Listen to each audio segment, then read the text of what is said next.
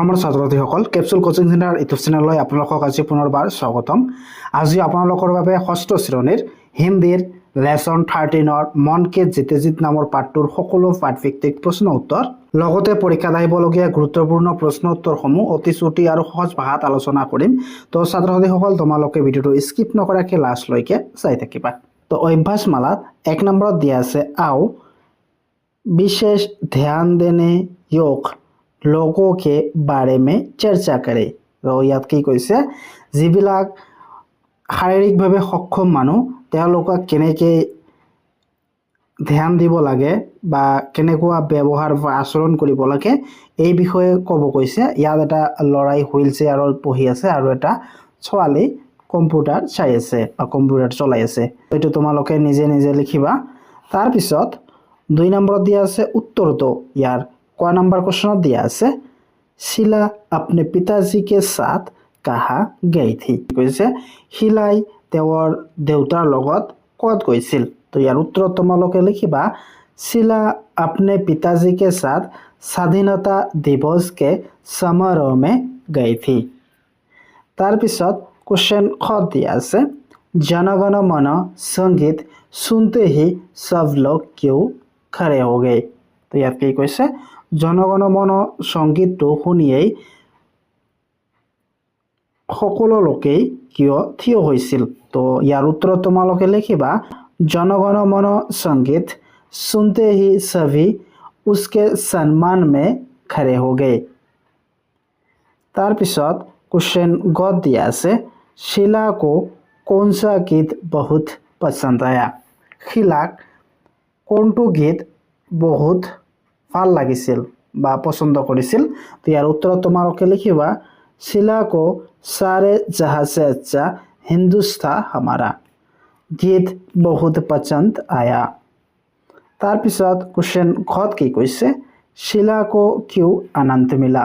तो यार उत्तर তোমালোকে লিখিবা शीला को स्वाधीनता समारोह में तरह तरह के नृत्य देखकर और गाना सुनकर बहुत आनंद मिला। तार पिছত क्वेश्चन उंगत কি কৈছে सूरदास कौन थे। सूरदास कौन আছিল। तो यार उत्तर তোমালোকে লিখিবা सूरदास एक महान कवि थे। तार पिছত 6 नंबर क्वेश्चन दिया আছে जोसेफ क्या करते हैं। तो यार उत्तर लिखिबा जोसेफ महाविद्यालय में अध्यापक का कार्य करते हैं।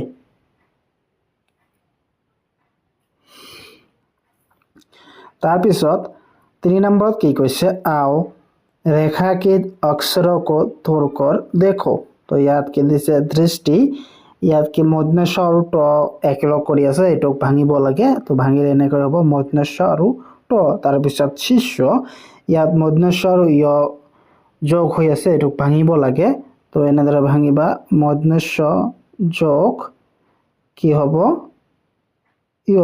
তো ইয়াত অসুবিধা হয়। তো মই তোমালোকক সুবিধাৰ বাবে কম্পিউটাৰত টাইপ কৰি আনিছো। তো এইটো চাই চাই তোমালোকে লিখিবা।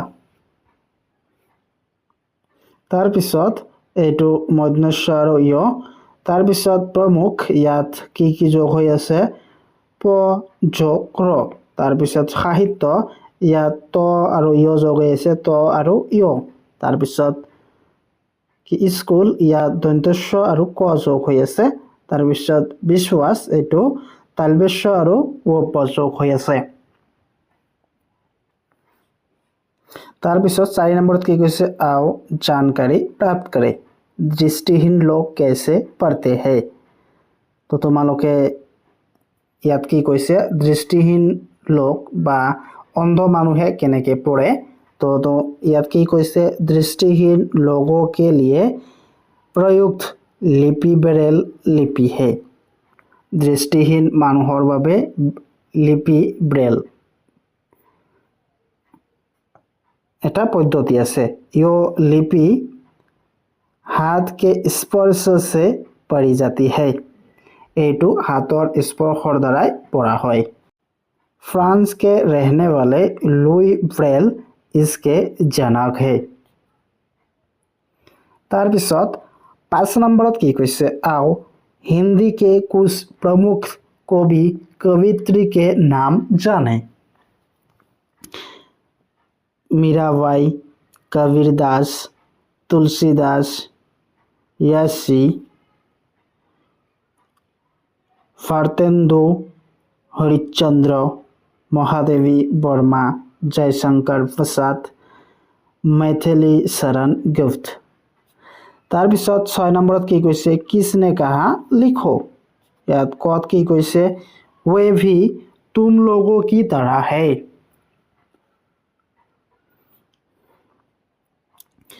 पिताजी ने शीला को कहा। तार पिছত खत की কৈছে क्या वे भी दृष्टिहीन विद्यालय में पढ़ते थे।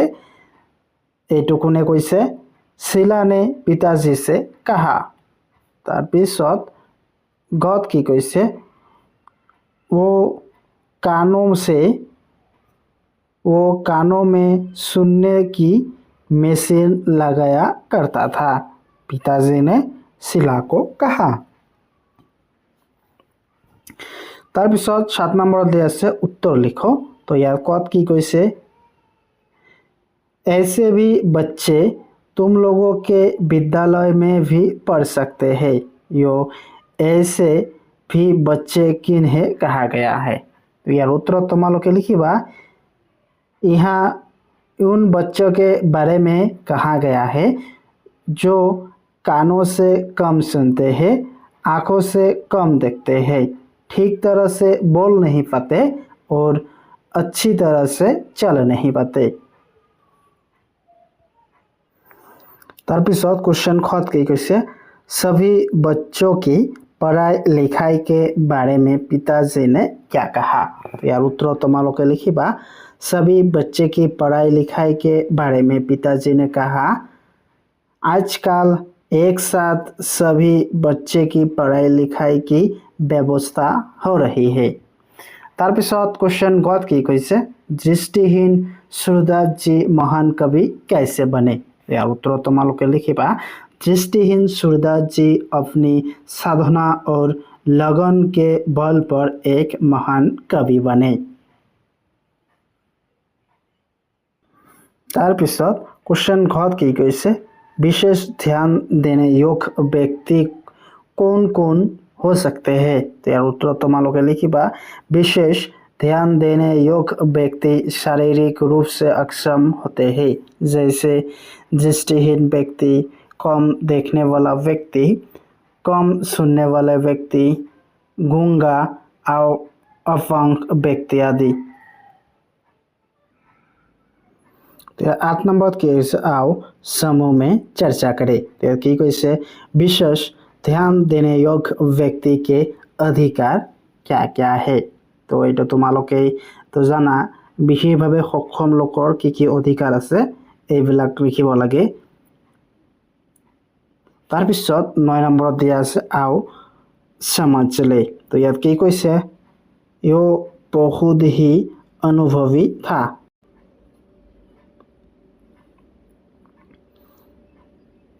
इन वाक्यों में था और है से किसी काम करने या होने का बोध होता है। ये क्रिया के रूप है।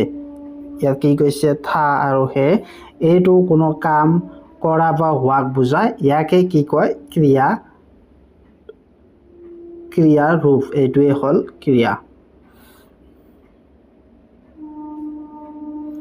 तार पिছত 10 नंबर की कैसे आओ सवार पढ़े।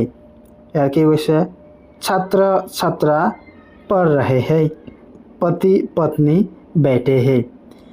यार की कैसे इन वाक्यों के रेखांकित शब्दों से पुरुष और स्त्री का बोध होता है। तो यार की कैसे रेखा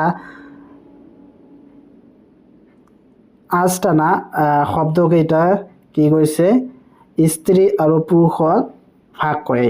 तो यार छात्र माने कि छात्र और छात्रा माने छात्री यार पति और पत्नी हाजबेंड वाइफ। तो एनेके यातो किछुमान शब्द दिया আছে এইবিলাকৰ लिंग परिवर्तन কৰিব লাগে যেনেদৰে বেহান ইয়াত কি হ'ব ফাই। তো তোমালোকৰ সুবিধাৰ বাবে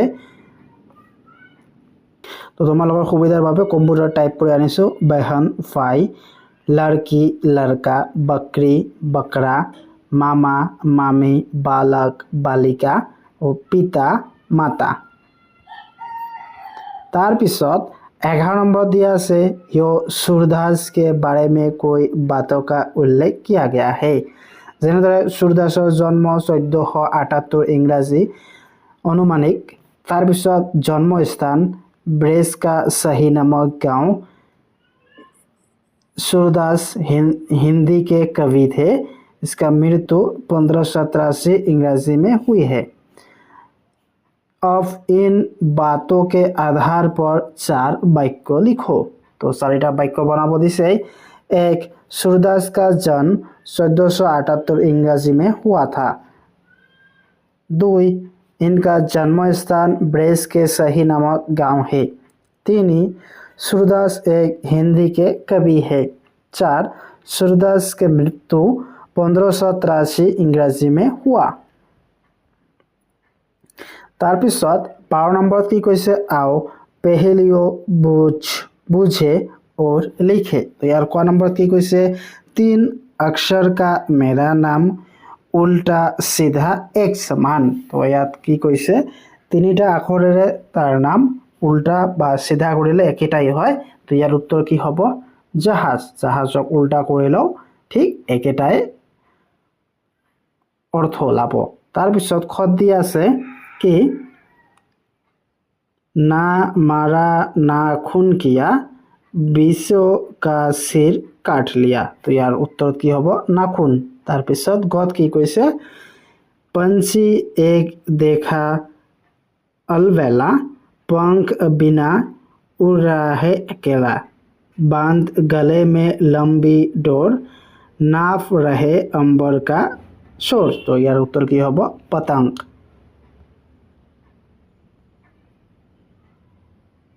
तार पिছত 14 नंबर की আছে आओ पाठ में आए कुछ शब्द का अर्थ जाने যেনেদৰে দিয়া আছে শুরু ইয়ার অর্থ হইছে আরম্ভ দুবিধা ইয়ার অর্থ হইছে কি অসম্মুচ্চ তারপরে নাস্তা ইয়ার অর্থ হল জলপান तस्वीर यार अर्थ छवि बा चित्र मेसिन यार अर्थ होइছে যন্ত্র तार पिছত बैसाखी यार अर्थ की पैरों से चल ना पाने वाले व्यक्ति का सहारा तो ছাত্রছাত্রী সকল যদি ভিডিওটো ভাল লাগে এটা লাইক কৰি দিব আৰু মোৰ চেনেলটো যদি নতুন আহি থাকে তেনহলে সাবস্ক্ৰাইব কৰিবলৈ নাপাহৰিব।